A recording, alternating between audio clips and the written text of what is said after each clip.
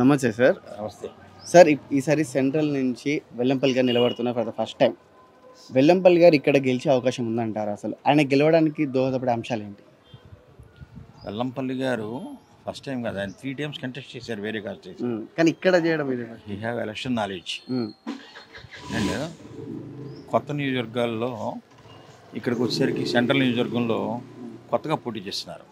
అంటే విజయవాడ యాక్చువల్గా విజయవాడ అంతా ఒకటే, మనం ముగ్గురుగా విడగొట్టాం, పశ్చిమం, సెంట్రల్, తూర్పు. ఇక్కడ కూడా వైఎస్ఆర్ కాంగ్రెస్ పార్టీ చాలా బలంగా ఉంది. ఎందుకంటే గత ఎన్నికల్లో బోండా ఉమామహేశ్వరరావు గారికి వచ్చిన 27,000 చిల్లర ఓట్లను దాటి ఇక్కడ వైఎస్ఆర్సీపీ జెండా ఎగరేసింది. కాబట్టి అప్పటికి జగన్ గారు ఏమీ చేయలేదు. ఒకసారి చూడమన్నారు పరిపాలన చూశారు. ప్రతి ఇంటికి పథకం వెళ్ళింది, ఏదో ఒక సంక్షేమ పథకం వెళ్ళింది. డివిజన్స్ మీరు చూడండి, ఇక రోడ్స్ చూడండి, రోడ్స్ అన్నీ డెవలప్ అయినాయి.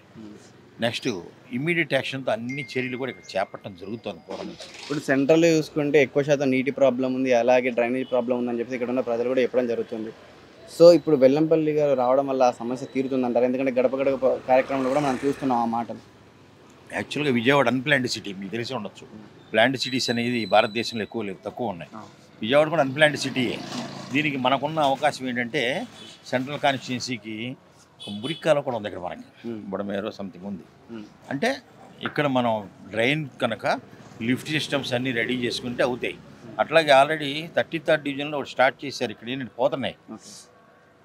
వసుదాగా అన్ప్లాన్డ్ సిటీ కాబట్టి ఇప్పుడే మనకి మధ్యలోకి ఈ లైన్స్ వెళ్తున్నాయి కాబట్టి మళ్ళీ రోడ్స్ అన్నీ పునర్నిర్మాణమే డౌన్లో నేను హైట్ వచ్చినాయి కాబట్టి వెల్లంపల్లి గారు ఇక్కడ వైసీపీ గవర్నమెంట్ వస్తే సచివాలయం పరిధిలో ఉండే క్లాసిఫైడ్ అనమాట, ఒక సచివాలయం పరిధిలో ఉండే రోడ్లని, అక్కడ ఉండే సమస్యలను చాలా దగ్గరగా సూక్ష్మంగా తీసుకుని అక్కడ వెంటనే రెక్టిఫై చేస్తున్నారు.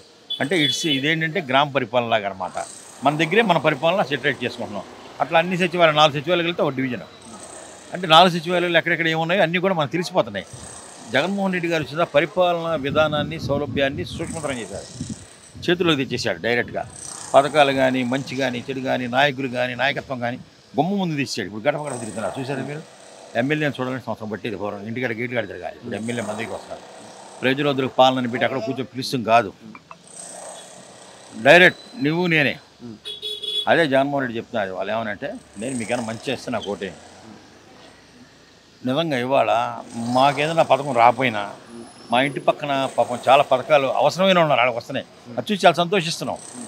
చంద్రబాబు నాయుడుకి అసలు ఎవరికన్నా చేద్దామని లేదు. ఆయన అధికారం ఎక్కగానే ఇంటి రామారావు 2 రూపాయలు మేమే తీసేసిన మనిషి, మహామనిషి ఆయన. అందుకని అతని గురించి మనం మాడుకోవాల్సిన అవసరం లేదు. సార్ ఇప్పుడు వెల్లంపల్లి గారు ఇక్కడ ఆయన రావడం వల్ల ఇక్కడ ప్రజలకు జరిగే కొత్తగా, అంటే ఆల్రెడీ ఇక్కడ మల్లాది విష్ణు గారు మీ పార్టీ అంటే వైఎస్ఆర్సీపీ నుంచి చేసే ఉన్నారు. సో ఈయన దాటుకుని ఆయన చేసే పనులు ఏంటి, ఈయన మార్చడానికి కారణం ఏంటి? ఇది ఒక పార్టీ సిటీలో 3 సీట్లు ఉంటే ఒకటి మైనార్టీకి వాళ్ళను ఏదో ఒక కాన్సెప్ట్లో పార్టీ తీసుకొచ్చి ఎన్టీఆర్ జిల్లా అధ్యక్షుడిగా ఉన్న ఆయనకి ఇక్కడ కూడా బాగా సర్కిల్ ఉంది. మా అందరితో కూడా మంచి సేవ సంబంధాలు ఉన్నాయి. అట్లాగే మా ప్రస్తుత ఎమ్మెల్యే గారు విష్ణు గారు కూడా వారిని స్వాగతించారు.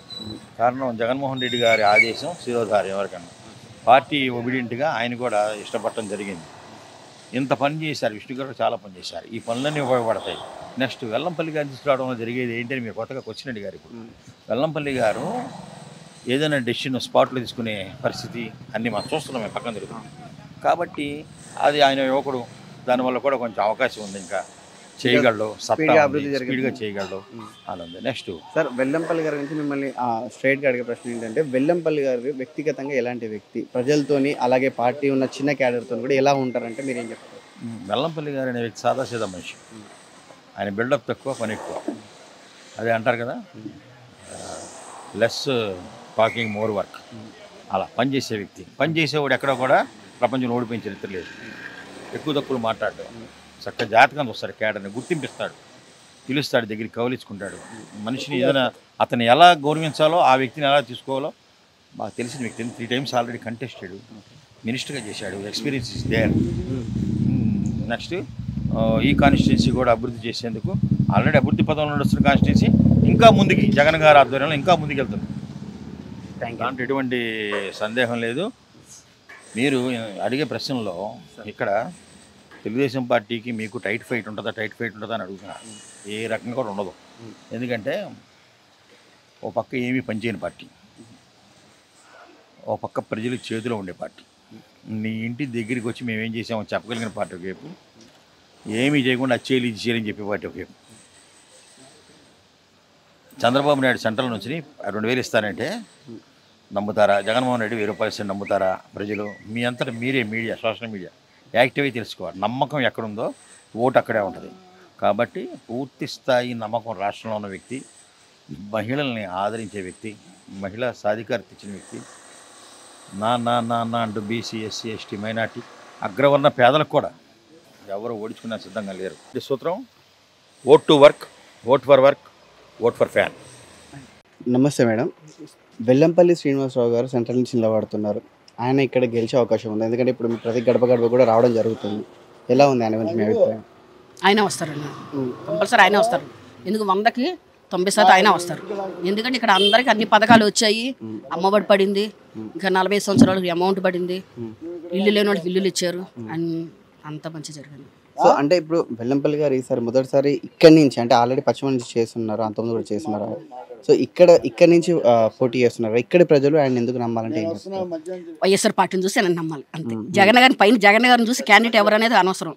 జగన్ గారిని చూసి మనం ఓటింగ్ చేయాలి. అంటే ఇప్పుడు వెల్లంపల్లి శ్రీనివాసరావు గారు ఆల్రెడీ పశ్చిమలో చేస్తున్నారు కదా, ఆయన గురించి మీకు ఏమైనా ఇన్ఫర్మేషన్ ఉందా? ఇలాంటి వ్యక్తి ప్రజలతో ఎలా ఉంటారు ఏంటనేది? ఆయన కార్యకర్తలు అందరితో మంచిగా ఉంటారు, ప్రతి ఒక్కళ్ళకి న్యాయం చేస్తాడు. ఆయన గురించి మనం చెప్పారు, చాలా మంది చెప్పారు. ఏమని చెప్పారు? మనం ఆయన దగ్గరికి దేనికి వెళ్ళినా, సహాయానికి వెళ్ళినా లేదు అనుకుంటే ప్రతి ఒక్కరు సహాయం చేస్తాడు. ప్రతి ఒక్క మనిషిని పేరుతో గుర్తించుకోడు. ఒక్కసారి చెప్తే ఆయన మైండ్ లో ఫిక్స్ అయిపోయింది. అది అంటే ఆ పేద ప్రజల్ని కానీ ఎవరిని కానీ ఆయన ఖచ్చితంగా చూస్తారంటారు. అవును, చూస్తారు కంపల్సరీ. ప్రతి ఒక్క కార్యకర్తను గుర్తించుకున్నారు ఆయన. మేము ఫస్ట్ వెళ్ళినప్పుడు చూసారు, మనుషుల్ని చూసి ప్రతి ఒక్కరు పేరున ఏమ్మా బాగున్నారా పేరుతో పలకరిస్తున్నారు ఆయన. సో ఇప్పుడు ఆయనే ఇక్కడ గెలిచిన తర్వాత ఆయన నుంచి మీరు ఏం ఆశిస్తున్నారు? అంటే ఇక్కడున్న ప్రజలకున్న సమస్యలు ఏంటి, ఆయన గెలిస్తే ఏం చేస్తారని మీరు అనుకుంటున్నారు? ఏంటంటే కార్యకర్తలు ఇక్కడ ఉన్న జనాలందరికీ మేలే చేస్తాడమ్మా. ఇల్లు లేని వాళ్ళకి ఇల్లు ఇప్పిస్తానన్నారు, ఉపాధి కల్పిస్తాను. అంటే ఇప్పుడు సెంట్రల్లో ఉన్న సమస్యలు ఏంటి అసలు? సెంట్రల్లో ఉన్నాయంటే ఇంకా ఎక్కువ శాతం జాబులు లేవమ్మా పిల్లలకి. పిల్లలు చదువుకొని ఉన్నారు, ఎక్కడ చూసినా జాబులు లేవు. సారు చెప్పాము, నేను గెలిచిన తర్వాత మీకు అందరికీ జాబులు ఇప్పిస్తా, ప్రతి ఒక్కరు న్యాయం చేస్తాను, ఇల్లు లేని వాళ్ళకి ఇల్లు ఇప్పిస్తాను అన్నారు. సో అంటే ఆయన మీద మీకు నమ్మకం ఉందా? పూర్తి స్థాయిలో ఉంది, పూర్తి నమ్మకం ఉంది. పూర్తి నమ్మకం. ఖచ్చితంగా చెప్పారంటే చేస్తారా? కంపల్సరీ చేస్తారు, చేసి తీరుతారు. ఆయన మాట ఇచ్చాడే మాట తప్పడు. వెల్లంపల్లి గారి గురించి అయితే ఇక్కడ ప్రజలందరికీ కూడా మంచి గుడ్ విల్ ఉంది. మెజార్టీ బాగా వచ్చింది, ఇక్కడ గెలటం ఖాయం ఆయన పక్క. నమస్తే అండి, మీ పేరు? నా పేరు కుమారి అండి.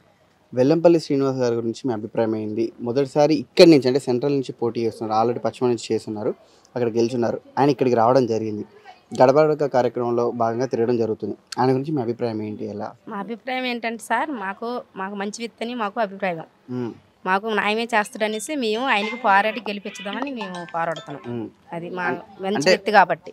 మీరు ఒక ఓటర్గా ఆయన గురించి ఏం తెలుసుకున్నారు? ఒక ఎమ్మెల్యే మన దగ్గర నిలబడుతున్నారంటే ఆయన గురించి ప్రజలు ఖచ్చితంగా అవగాహన ఉంటుంది. మంచివాడా కాదా, ప్రజలు మంచి కాదా, పేదవాళ్ళ దగ్గరికి వస్తాడా రాడా, ఇవి అనేది 3 అంశాలు చూస్తూ ఉంటారు. సో మీరు ఆయన గురించి ఏమి విన్నారు? పేదవాళ్ళ కాడికి వస్తాడని, సహాయం చేస్తాడనేసి నమ్ముతున్నాం. మేమైతే నమ్మి మేము ఈసారి గెలిపించుదామని గట్టిగా పోరాడుతున్నాం. మా అభిప్రాయం అదండి. అంటే ప్రజల సమస్యలు వినే వ్యక్తేనా అతను? వినే వ్యక్తే, ఏదో చెప్పినా వింటాడనేసి మాకు నమ్మకం ఉంది.